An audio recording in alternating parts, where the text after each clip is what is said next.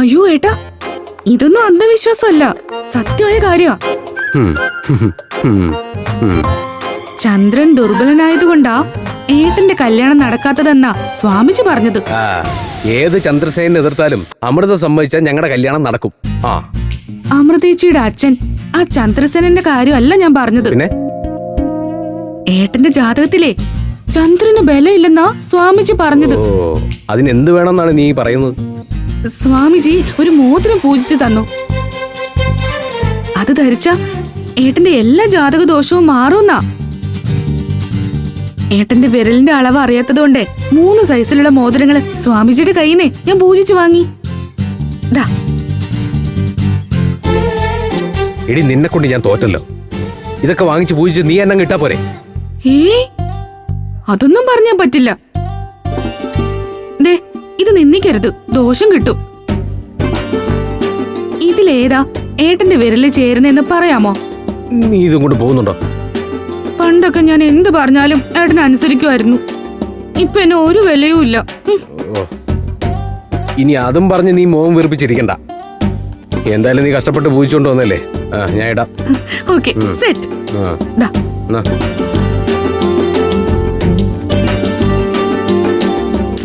ഇത് ശരിയാവില്ല.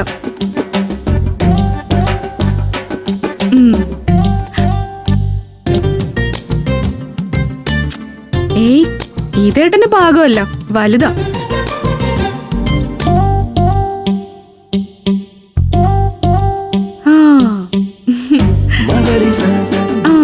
ഇതേട്ടന്റെ അളവിന് കൃത്യ. ഇതിട്ടാ മതി കേട്ടോ. എടി, ഇതൊക്കെ ഇട്ടോണ്ട് ഞാൻ എങ്ങനെ പുറത്തോട്ട് ഇറങ്ങി പോകുന്നത്? അത് സാരമില്ല, സ്വാമിജി പൂജിച്ചല്ലേ. ഈ കല്യാണം വൈകിയാലും എൻഗേജ്മെന്റ് നടക്കും. നീ എന്താ പറഞ്ഞ?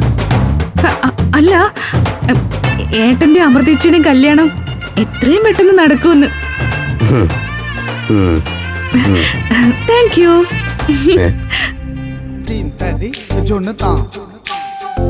Thank you. ഇതൊക്കെന്താ വയ്യേ?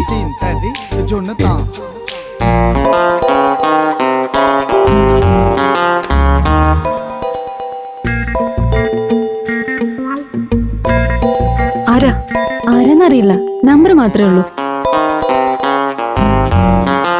ഹലോ ഹലോ, ആരാ?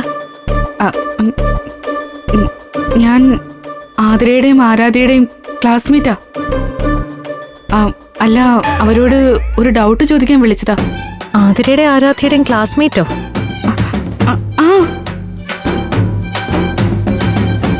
എന്താ കുട്ടിയുടെ പേര്? തിന്റുമോൾ.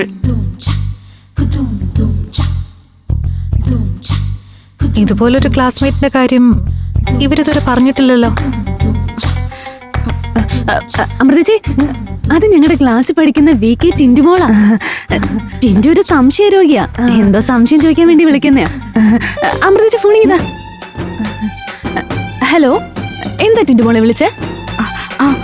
ഞാൻ അശ്വതിയാ. മനസ്സിലായി ടിന്റുമോളെ. എന്താടി വിളിച്ചേ? എന്റെ കയ്യില് നിങ്ങളുടെ നമ്പർ ഇല്ലാത്തതുകൊണ്ട് ഏട്ടന്റെ ഫോണിൽ നിന്ന് അമൃതേച്ചിയുടെ നമ്പർ എടുത്താ ഞാനിപ്പോ നിങ്ങളെ വിളിച്ചത്. ഓക്കെ ഓക്കെ, നീ വിളിച്ച കാര്യം പറ ടിന്റുമോളെ.